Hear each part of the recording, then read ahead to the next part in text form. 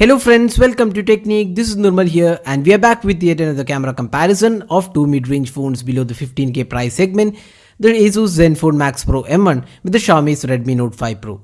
So these two devices are priced below the 15k price segment with the dual camera setup, and in this video we will do a camera comparison of these two devices both for the rear camera, front camera and also the video recording. So first let's have a look at the camera specifications of these two devices. So the Asus Zenfone Max Pro M1 comes with a 13 megapixel primary camera with f-stop 2.2 aperture, a secondary 5 megapixel camera for depth sensing, face detection autofocus, and an 8 megapixel front facing camera for selfies. So that's the camera aspect of the Asus Zenfone Max Pro M1. Now looking at the Redmi Note 5 Pro.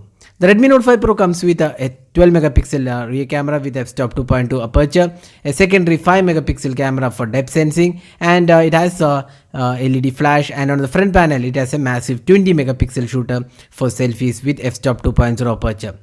Now let's have a look at the camera samples. So looking at the video recording taken with these two devices, you can see that Redmi Note 5 Pro with electronic image stabilization produces better results, and both are taken at 1080p resolution.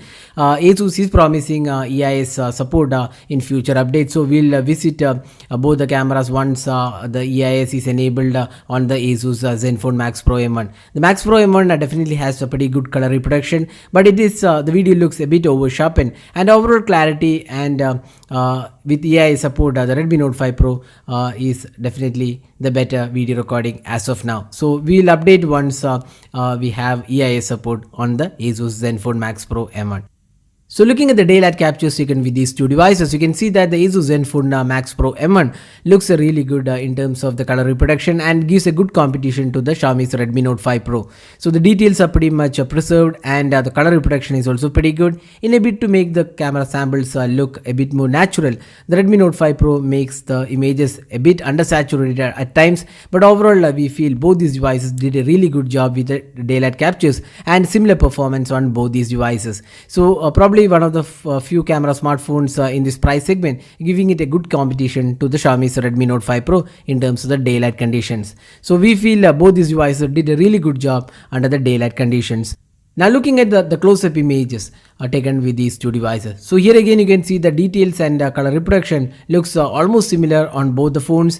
Good detailing, and at times you can see that the colors on the Redmi Note 5 Pro looks a bit undersaturated, and at times the Asus Zenfone Max Pro M1 tones look a bit warmer. But overall both these devices did a really good job with the close-up images. Sharpness levels and details are quite similar on both the phones. So Asus has done a really good job with the daylight captures. Now let's have a look at the portrait samples taken with these two devices. So these are the samples taken in bokeh mode or the portrait mode, and here we can see that edge detection was a tad better and the blurring algorithm was better on the Redmi Note 5 Pro when compared to the Asus Zenfone Max Pro M1. But Asus did a really good job with portrait samples as well.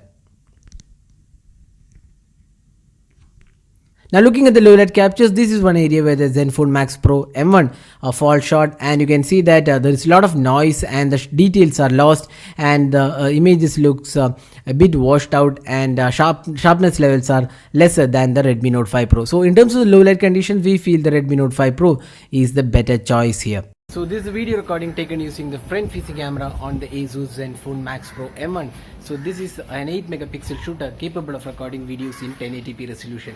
So you can judge yourself how good the clarity of the video is and the audio output from the video using this front facing camera on the Asus Zenfone Max Pro M1. So this is the camera sample taken using the front facing camera on the Xiaomi's Redmi Note 5 Pro, which is a 20 megapixel shooter capable of recording videos in 1080p resolution.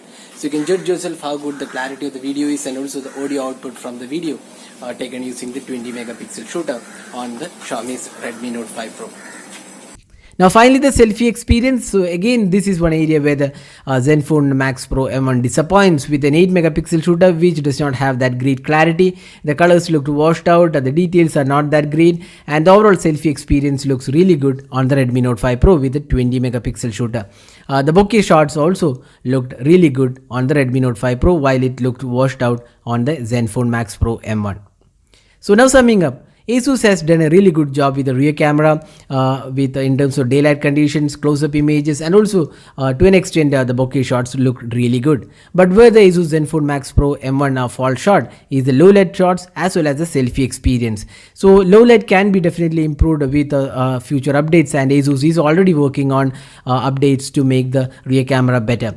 So Asus needs to work on the front camera on the Zenfone Max Pro M1, because in 2018 most of the buyers look at the front camera or the selfie camera, and that's where the Zenfone Max Pro M1s fall short.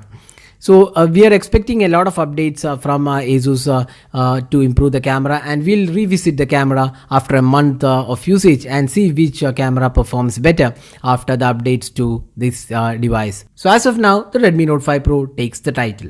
So that's it for this video. This is Nirmal signing off. Thanks for watching. Have a great day.